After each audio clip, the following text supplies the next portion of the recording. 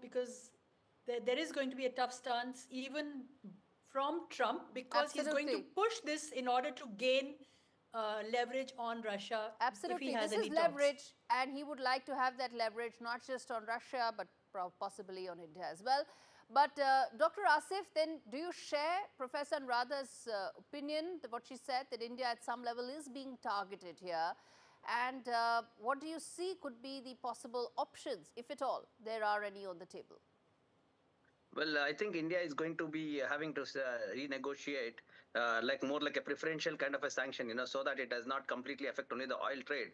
Because initially, when the United States wanted to impose the sanctions, it was focused more towards the, the binary usage of the items that were used for the war, like semiconductors.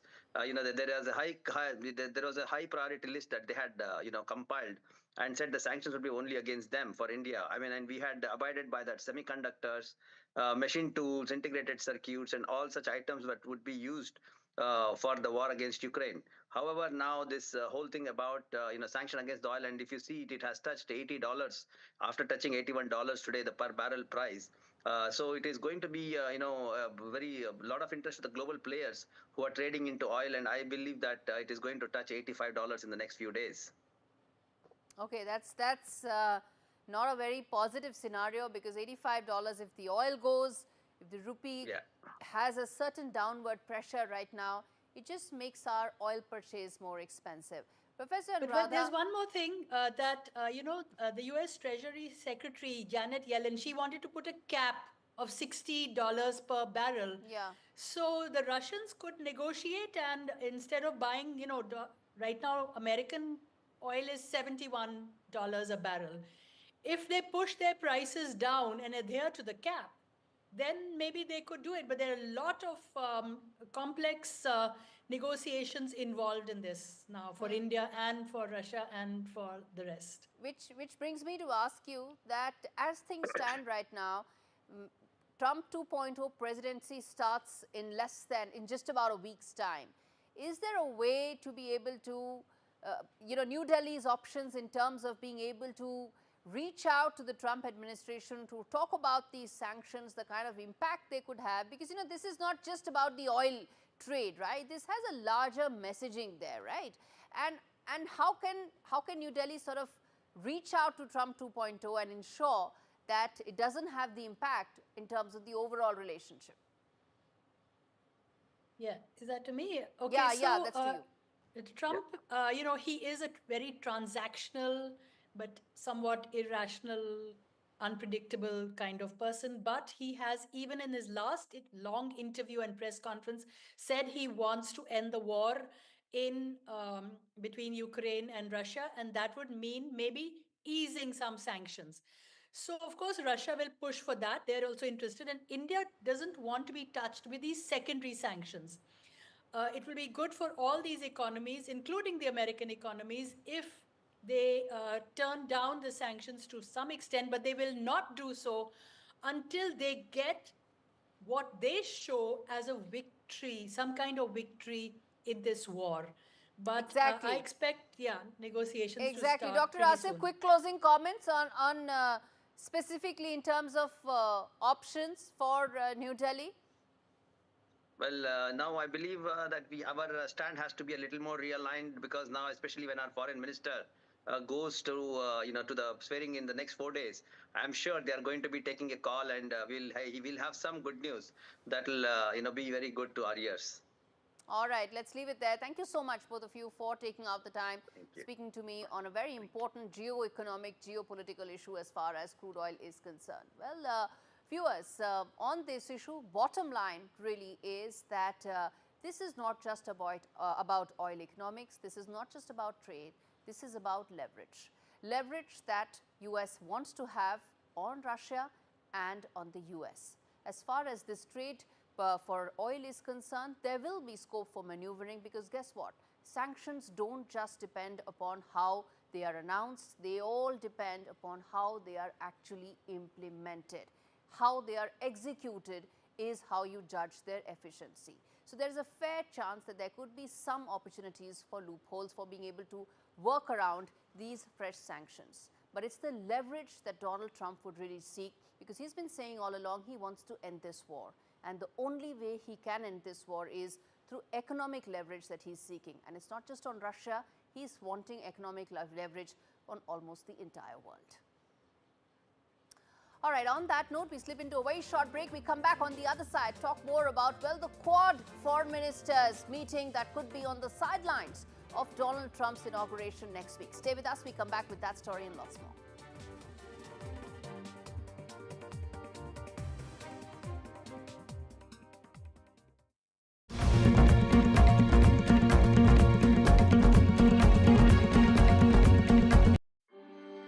This poor creature is a lion trapped in a cold, bare cage, alone. Terribly malnourished, just skin and bone. How can anyone simply leave a lion to rot and die?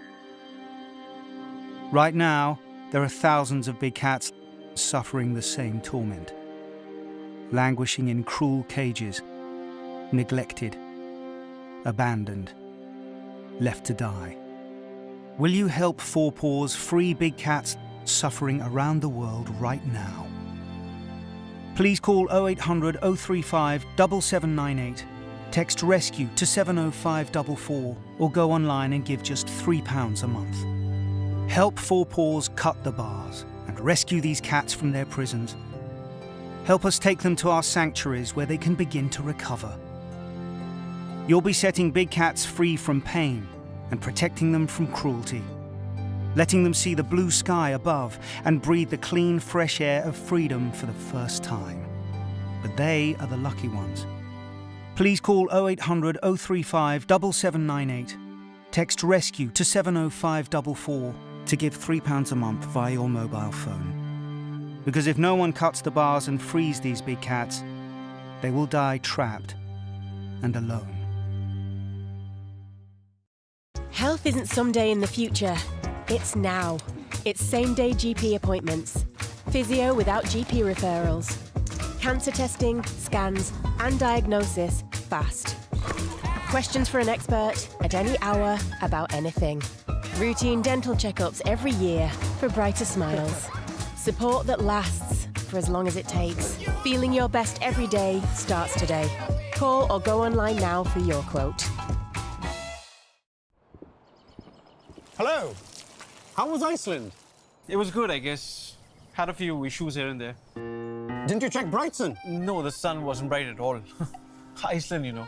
Wait, you don't know Brighton? They must have missed out on some seamless visa assistance.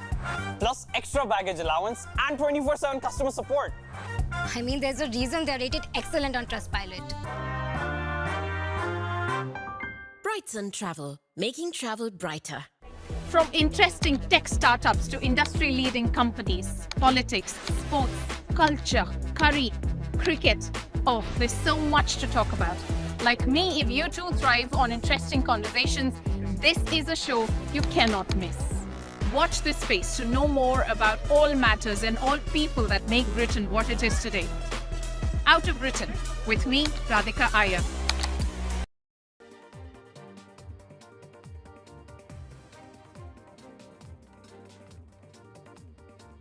Welcome back. You're watching India Global. Let's now turn our attention to the other important story we're tracking on the show. A day after Donald Trump is inaugurated and sworn in as the 47th US president, foreign ministers of the Quad countries, which is Japan, the US, Australia and India, are likely to meet in Washington. As per reports, the Japanese government is arranging for the meeting after Donald Trump's swearing-in ceremony. The meeting is likely to signal the Trump administration's focus on security in the Indo-Pacific region amidst rising influence of China and its and also strengthen cooperation within the Quad allies. Marco Rubio, who is Trump's pick for Secretary of State, will represent Washington at the meeting, while Foreign Minister Jaishankar, who will be attending President-elect Donald Trump's swearing-in ceremony, will represent India. All right, more news coming in. It seems the world's richest man is eyeing the politics of a new country. This time it is Canada, as beleaguered Prime Minister Justin Trudeau's announcement of resignation as the Prime Minister and head of Liberal Party set in motion a leadership race against the backdrop of a looming general election. Since Trudeau's resignation on Monday, Elon Musk has posted repeatedly about Canadian politics on his platform that he owns, which is X. He has praised clippings of Pierre Poilievre, the head and leader of Canada's Conservative Party, and while relishing in Trudeau's downfall and engaging with right-wing Canadian influencers. This report tells you more about Musk and why he's likely to play an important role in the Canadian election coming up. After weeks of online campaigns targeting various corners of Europe, tech mogul Elon Musk has now trained his sights on Canada. The world's richest man has showered praise on Canadian opposition leader Pierre Poilievre through a series of X posts. Whether it is approving Poilievre's oratory skills, high taxes, deficits, or reposting an old video of the politician chiding a local journalist while eating an apple, healthcare is a problem, as you... Musk seems to be cutting no corners in supporting his favorite Canadian politician. So who is Pierre Poilievre, and how come one of the most powerful people on the planet is throwing his weight behind him? Poilievre was born in Calgary, Alberta in 1979. His 16-year-old mother gave him up for adoption, and he was raised by two school teachers in the city's suburbs. He was the youngest member of the House of Commons when he won election at 25 in 2004. He is the leader of the Conservative Party, the main opposition party in Canada, and according to the latest polls, he is favoured to be the next Prime Minister. As the outgoing Prime Minister, Justin Trudeau's approval ratings seem to be touching new lows each month. Musk's support for Poilievre also means he's not mincing words in attacking Justin Trudeau. He has mocked the leader over his resignation, borrowing Donald Trump's language to refer to him as a governor. He's even called Trudeau an insufferable tool. While Poilievre has Musk's attention for now, it would be interesting to see which nation attracts the Tesla CEO next. With Vishal Vivek, Bureau Report for NDTV World. Okay, moving on, Singapore's President Tharman Shanmugaratnam is all set to visit India this week, in fact, marking a significant milestone in the 60th year of the diplomatic ties between the two countries. The visit is likely to take India and Singapore relations to new heights, with a focus on non-traditional areas of cooperation, which is energy, industrial parks and skills. In fact, skilling is likely to be a major focus for the Singapore leader, who is going to be, in fact, this is going to be the first visit by a Singapore leader in the last 10 years. My colleague Ghazali joins for more on this and why this is a significant step in terms of the bilateral relations between India and Singapore. Go ahead, Ghazali, explain to us, connect the dots. So, as you rightly pointed out, the first visit by a Singapore president in the last 10 years, and why this visit is very significant, because last year we saw Prime Minister Modi visiting there in Singapore. He said that how India has become a land of opportunities for other countries, and besides the cultural connect, besides the Indian diaspora there in Singapore thriving and contributing towards Singaporean economy, India has also become a big field for Singapore to invest here. So as of now, there are 6 skill centers which are running in India in different states when it comes to a joint venture between India and Singapore. So perhaps that kind of agreement will be revisited by both the parties. Besides that, the Singapore's president is also scheduled to visit Odisha, where he will have some talks with the Odisha government there for further sort of cooperation between Odisha and Singapore. And then this visit not only will sort of revise all the existing agreements between India and Singapore when it comes to semiconductor, energy, defense cooperation, but new avenues perhaps in the skilled development sector, which will be something which will be thrust of this visit, because whenever Indian Prime Minister or Indian External Affairs Minister have visited any country in abroad, these two issues are now one of the focus areas. So even now when he visits, the Singapore's president will be visiting India. Energy sector, besides energy, defense and other cooperation in other sectors, the skill development domain will be something which will be in focus, and India and Singapore will be work towards towards that. A very important remark also came from one of the cabinet ministers in Singapore's government day before yesterday when he was attending an Indian diaspora event in Singapore. He said that India is a place where we look forward for more opportunities, and how Indian diaspora has also contributed towards the economy in Singapore was well acknowledged by the government there. So it seems so that both countries are working towards a very positive side, and perhaps we will see much more enhanced engagement in different areas of sectors which will be different from what which we have already in. All right, Mohammad Ghazali, appreciate you giving us that lowdown on why this visit is so important. Shifting focus now from Singapore to Sri Lanka. Well, the Sri Lankan President Anura Kumara Dissanayake made his maiden foreign visit to New Delhi to India last month, and he's now set to follow that up by going to China. That's where he is now headed next. Sri Lankan President is set to visit China this week, seeking to balance ties with Beijing weeks after his India visit, a visit that China had termed as being of great importance, Dissanayake, who began his political career as an anti-India voice, has since shifted stances, and while appreciating India's assistance during Sri Lanka's grave economic crisis 2 years back, chose India for his first visit abroad. All right, Apple has reportedly achieved a major milestone by surpassing the 1 lakh crore rupee mark for iPhone exports from India in 2024, with exports hitting a record $12.8 billion, which is a little under 1.1 lakh crore rupees, reflecting a 42% year-on-year increase. This growth largely stems from a rise in local value addition, now ranging between 15 to 20%, depending on the model, and a nearly 46% surge in domestic production, which totaled about $17.5 billion. The $12.8 billion in exports this year marks an unprecedented achievement for any single product export from India, and highlights the success of the PLI scheme, the Production-Linked Incentive Scheme that was launched 2 years back when it comes to smartphones. All right, with that, we're slipping into a very short break. We come back on the other side, talk more about the India-Bangladesh fencing face-off, and where does it go from here. Stay with us, we talk about that and lots more.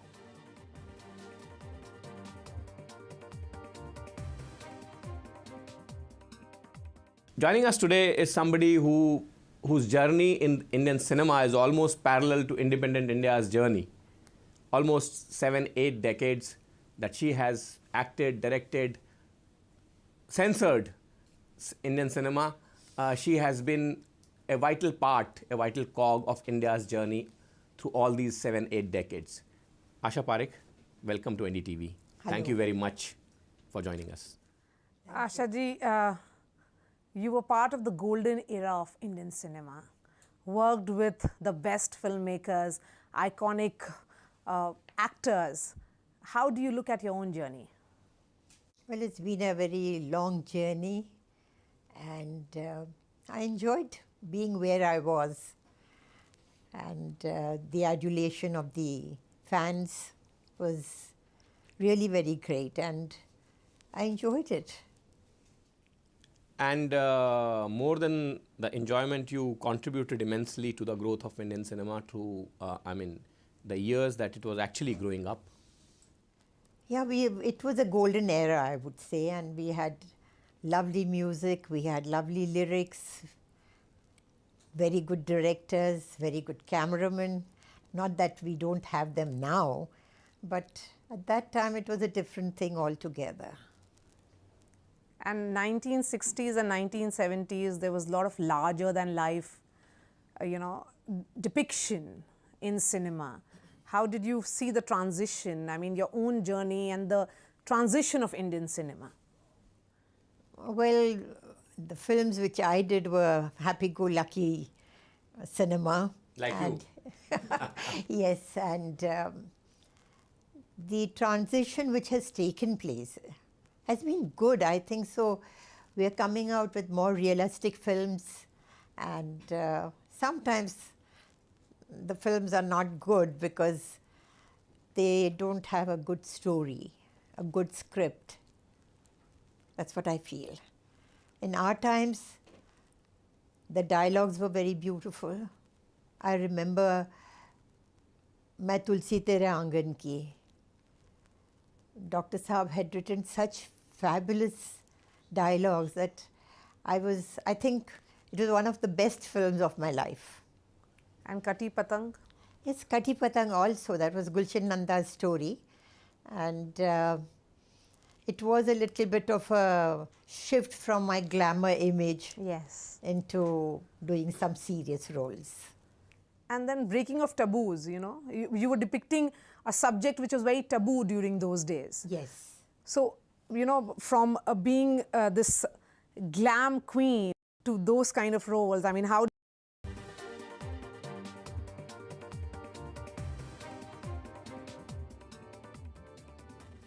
Watching India Global, we now turn our attention to the other big story of the show.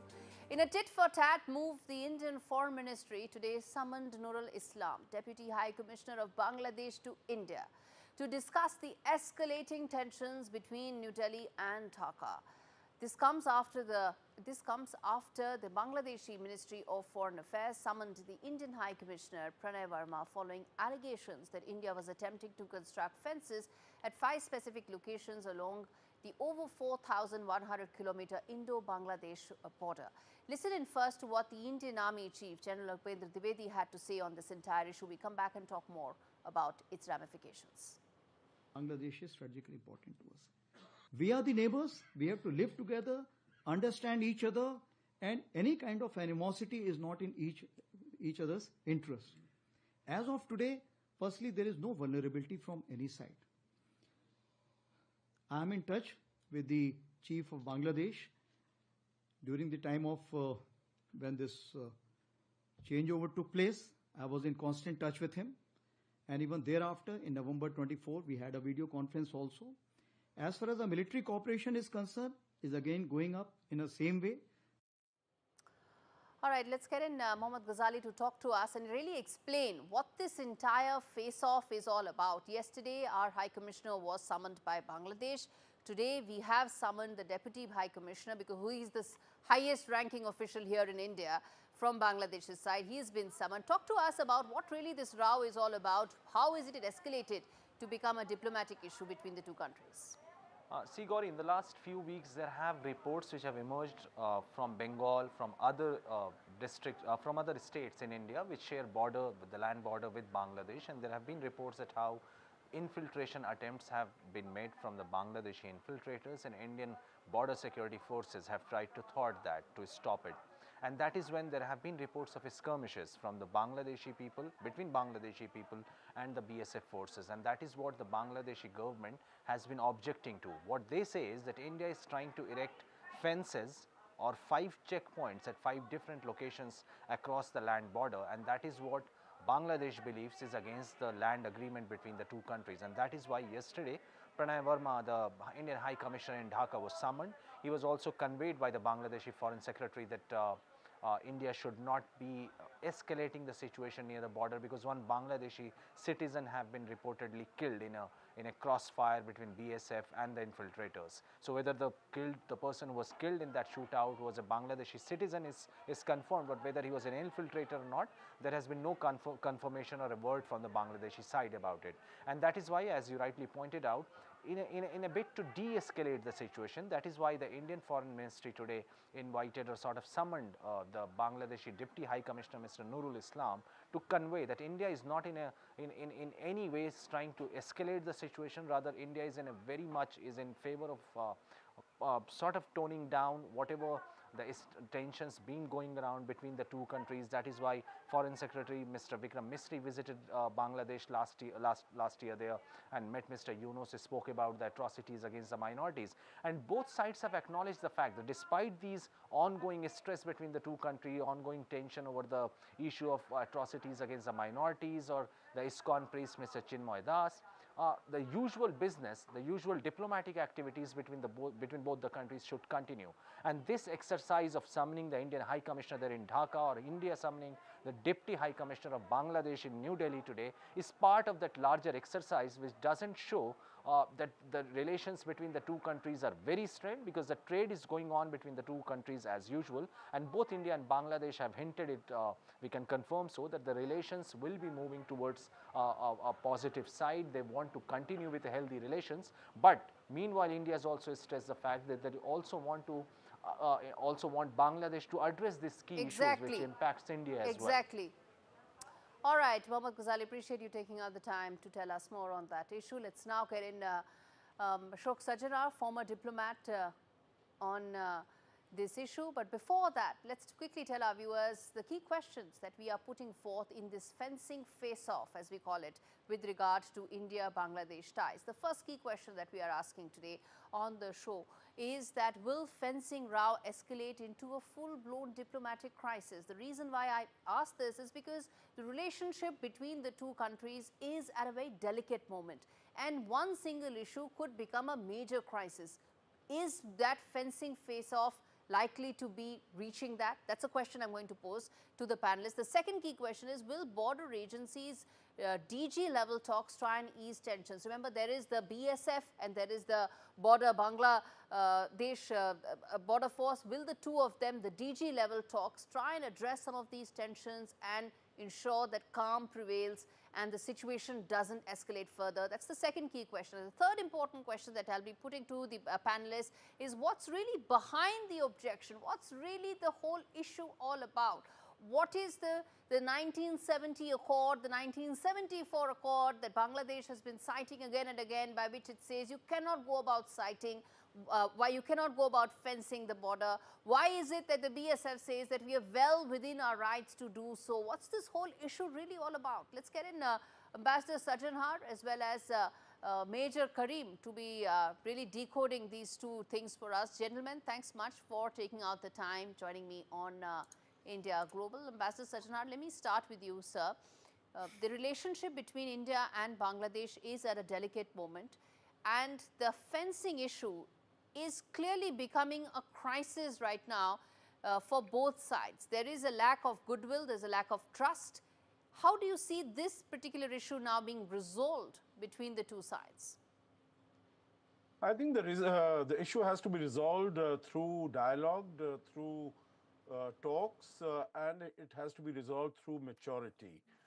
I think what Bangladesh needs to realize is that, much of the border between India and Bangladesh, it is about more than 4,400 kilometers. Much of that has already been fenced, and there are certain portions that have not been fenced so far.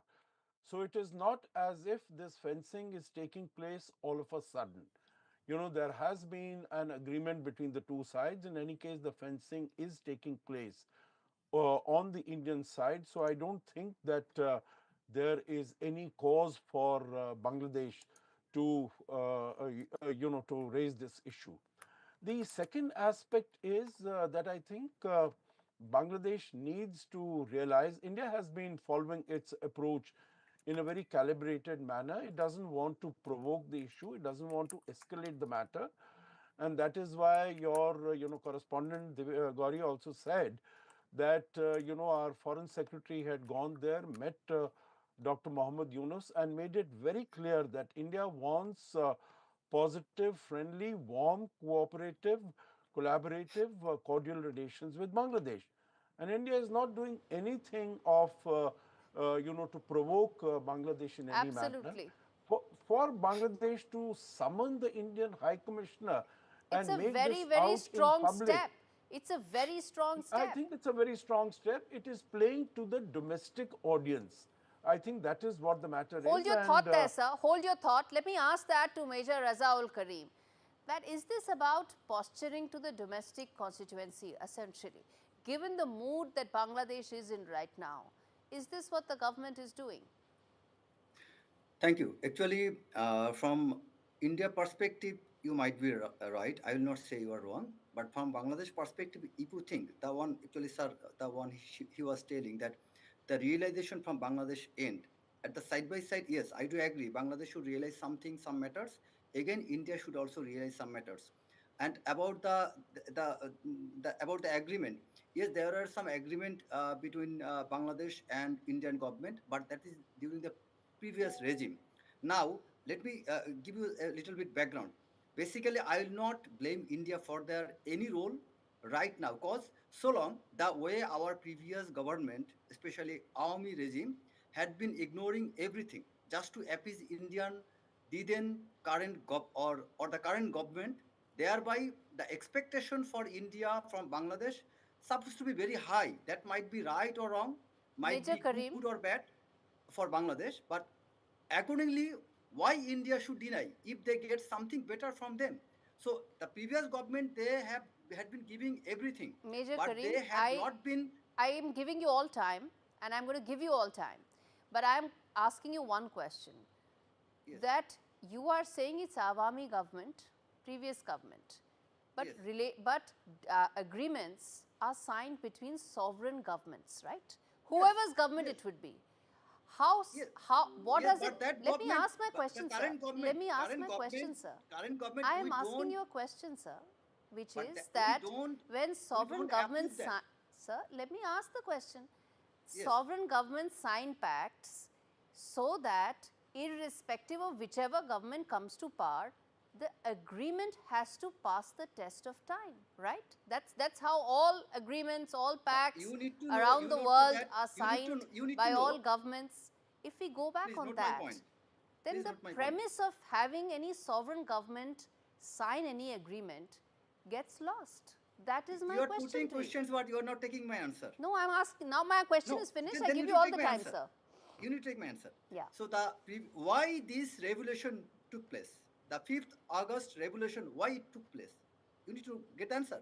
Because the previous government, they were illegal. They were not rightly elected government. They were not accepted by the Bangladeshi common population. And thereby they had been ousted from the power. And now, why we are seeking for certain changes, border area and also domestic area. In all the way, we are bringing certain changes. Why? Because whatever was You have done by spoken, the sir? previous government, most of them were not the common interest for the Bangladeshi people or the national interest for the I'll Bangladesh. say one thing, sir. I gave you time. I gave you enough time to respond. Let me now get an Ambassador Sajjanhar on this, which is that I'm not going to go back into the fact that, what was Awami League all about, because, it's very easy to say, and for an unelected government to talk about the previous elected government about its goods and bads. No, this is not, no, you cannot say this is unelected. This is not It's an unelected elected because government. there As I was no said, election. that's not the topic of discussion today. Mohammed Yunus is an unelected leader, sir. This is not the topic of discussion today. Unelected word is not justified here because there was as no I election. As I said, that's not the topic of discussion. Ambassador That is a Sajjanhar demanding respond government. to the fact that every time a new government comes, the previous government's pacts are then, considered null and void. Then how do we go about ensuring that This diplomatic government cannot be ties? compared with the previous Sir, government. now you are speaking over me. I gave you enough time. Let's now give Ambassador Sajjanhar some time. He has been very patiently listening. I am asking him about how to resolve a situation like this, where previous pacts are all considered null and void because, well, a revolution has happened, new sets of people have come to power. Gaurie, international relations never work that way. International relations, as you very rightly pointed out, are signed between sovereign governments, plenipotentiary governments, and of course, whatever agreements are signed, they are valid for the forthcoming governments also. I think you also made another very, powerful, strong point, and that is that the former government was elected democratically. Now, is the gentleman is Major Rahim? Is he, challenging all the elections that have taken place, the last 3 elections? In fact, the present government, you said very rightly, it's not elected. It is a caretaker government. It is an interim government for which there is no provision in the Bangladesh constitution. So it is an extra constitutional dispensation. It is not even a government of that nature. So I think for them to say the mandate, basically what had been given to Dr. Muhammad Yunus was to come maintain peace, security, stability, as far stabilize the economy and hold elections. so that a duly elected government can take action on whatever might be the challenges. Ambassador Sajjanar. The second point, the last point, Yes. Gaurie, if I you have a permit question just to one Ambassador. sentence, that India's neighborhood first policy is a non-reciprocal policy where we are more generous to our neighbors. Exactly. It is not, Exactly. these actions Exactly. are not in our favor. Exactly. Okay, I'm running out of time, but in the spirit of fairness, Major Karim, I'm going to give you 30 seconds. In the spirit of fairness, you can make your point quickly, sir. Yeah, actually, the one ambassador was saying that for any national interest, there is no provision, there is no as such written word in constitution that for the national security, national interest, you need to have an elected government. The current government, the interim government, they are very much they have very much relevance, very much constitutional rights. Major Karim, this was not even the topic, sir. The topic was about fencing. You are going on and on and on about defending Mr. Yunus and whether he's elected or unelected. I'm telling the fact. We were talking about fencing. Not one word have you said about fencing so far.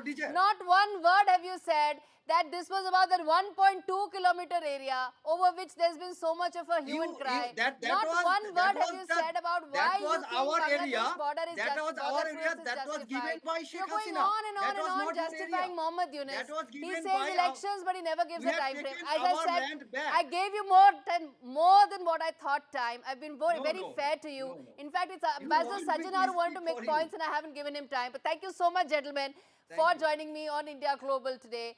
As far as this issue is concerned, viewers, the bottom line is that there are three important things that need to be kept in mind. Point number one, that when sovereign governments sign pacts, they need to pass the test of time. Every time there is an issue, Mohammed Yunus's government cannot say this was done by the Sheikh Hasina government and hence we do not consider it fair and can revoke it. That cannot happen for every issue. The other key point with regard to fencing is that this is regarding a small 1.2 kilometer area where there is going back and forth. Dialogue is the only way to resolve this. And the third and the important point is that India has been very vocal about its concerns regarding smuggling, crime and all such matters when it comes to the porous India-Bangladesh border. Why should it not be allowed to fence it in its own interest is the key question that we are not yet finding an answer to from the Bangladeshi side. All right, on that note, we slip into a very short break. We come back on the other side. Stay with us. Lots more stories on the other side.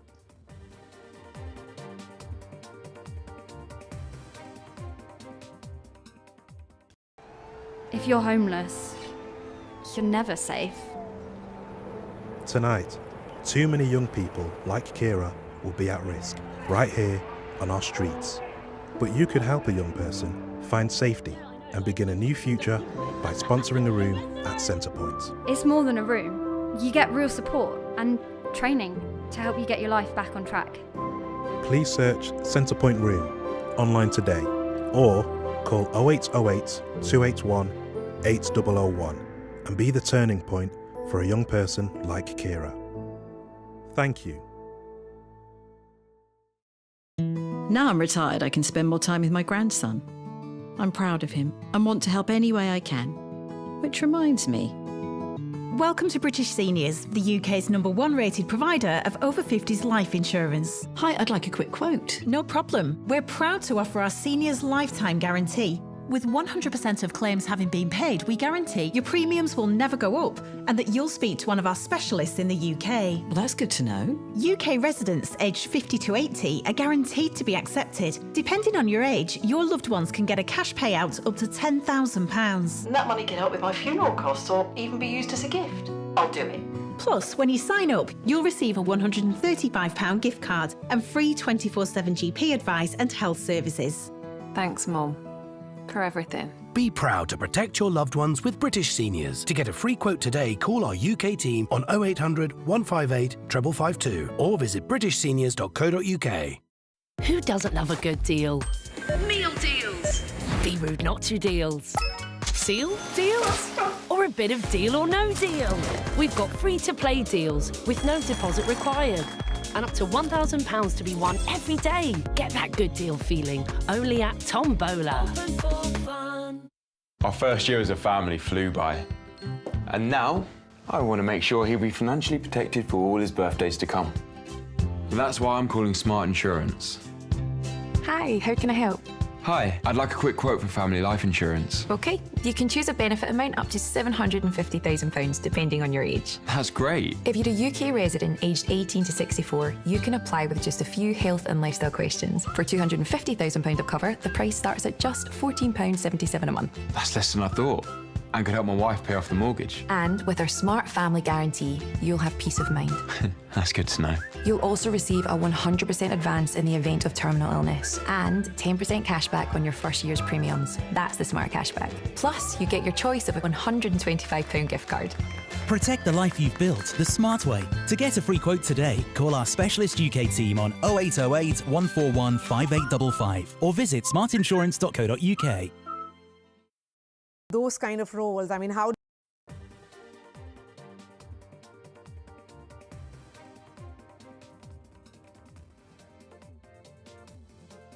This is India Global. We now turn our attention to some of the other important stories coming in. First up, well, some reports seem to suggest, as per some Israeli officials, that Israel has submitted the final proposal to Hamas for a deal for ceasefire in the Gaza Strip and release of hostages that are held by the terrorists since the 7th of October 2023.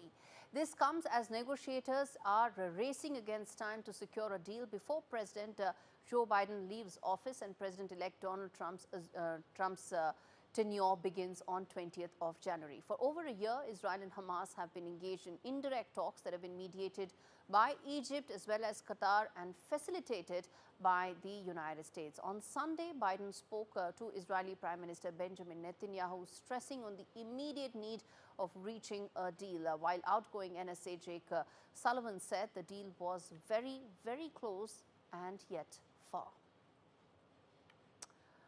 All right, shifting now attention to the Russia-Ukraine war, where a day after Ukrainian President Zelensky revealed that Kiev has captured 2 North Korean soldiers in Russia's Kursk region, the first time Ukraine has announced the capture of North Korean soldiers alive since their entry into the war last autumn. Zelensky has said that Kiev is ready to hand over North Korean soldiers to their leader Kim Jong-un if he can organize their exchange for Ukrainians that have been held captive in Russia since this war began. Turning our attention to Vice President-elect J.D. Vance, who has said that people responsible for the violence during the Capitol should not be pardoned, as President-elect Donald Trump is promising to use his power to pardon those who tried on 6th of January 2021 to overturn the results of the election that Donald Trump had lost. More than 1,500 people have been charged with federal crimes stemming from the siege that left more than 100 police officers injured, sent lawmakers into hiding as they met to certify Democrat Joe Biden's 2020 victory over Donald Trump.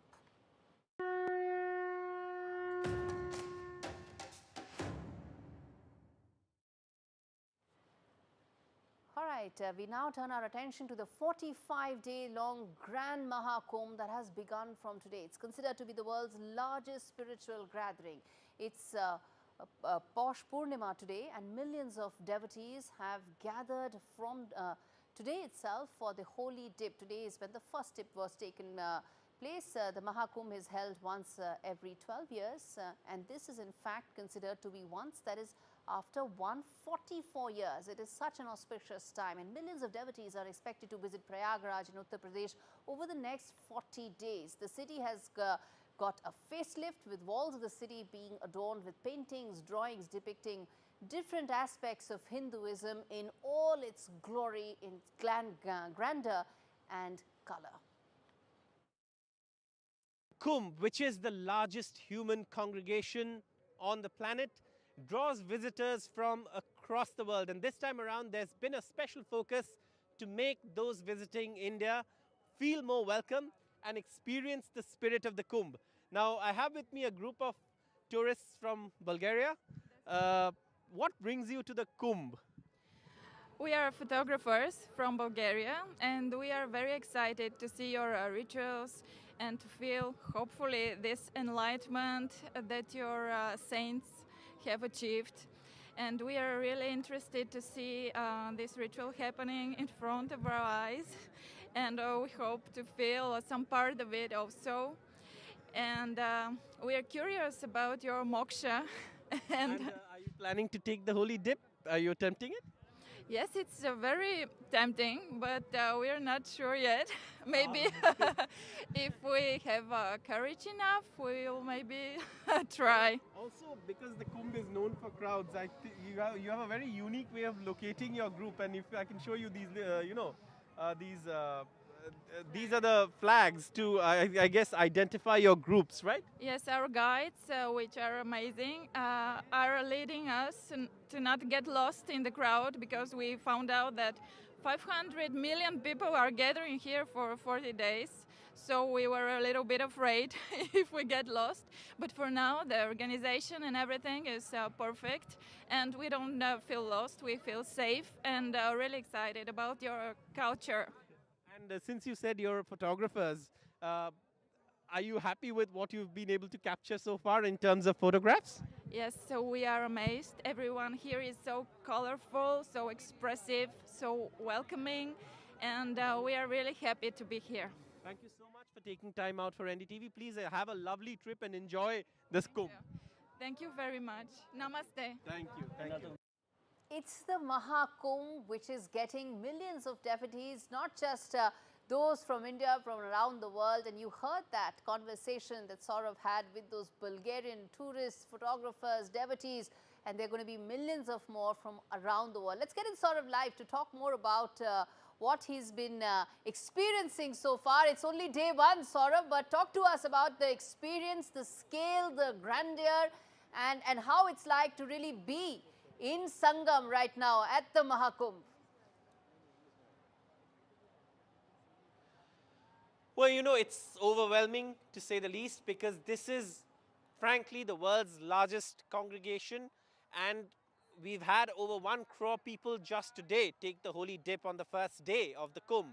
And the Maha Kumbh, of course, is only expected to get bigger in size, with more devotees expected tomorrow as the first day of the Shahi Snan takes place. So obviously this is a global event. This is not just, you know, an event that is steeped in history, of course, in tradition, in age-old beliefs that have stood the test of time, but also an event that has adopted modernity, technology, and you know, this is a global platform now and it's being showcased on a global platform as well by India. Given the fact that there's so many foreign tourists, there's special attention being paid to foreign tourists and their needs. There's a high level of adoption of technology, you know, face recognition cameras, all of that, to make sure that this Kumbh is not just one that's steeped in tradition and, like I said, age-old beliefs, but also one that's more safer for everyone who comes to visit with the adoption of technology. And it's, of course, only going to get bigger, with 45 crore people expected by the Kumbh Mela over the next few days. All right, Saurabh, we're going to keep coming to you over the next 45 days for all the modern and technology that is being put, the infrastructure that is being put. It is the Hindu Dharma and the spiritual beliefs of Hindus that is at the core of Maha Kumbh. With that, we're completely timed out in this edition of India Global. Thanks so much for watching.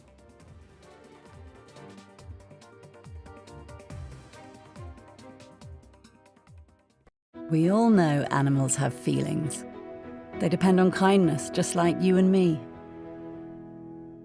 So imagine how they feel when they're beaten, starved, and unloved. Every minute, the RSPCA is called on to save animals in physical agony and mental torment. It's unbearable to see the pain in their eyes. We refuse to give up on them, but to rescue them from a life of fear, we urgently need animal lovers like you to donate today. Please call 0800 121 4260 or text KIND to 84903 to give £2 a month to the RSPCA. Your gift will help fund more life-saving rescues, more emergency treatment, and more gentle rehabilitation. Every month, you'll be helping to keep animals free from pain and sadness. so they can find the comfort and joy they deserve. Right now, across the country, thousands are suffering deliberate harm. But together, we can show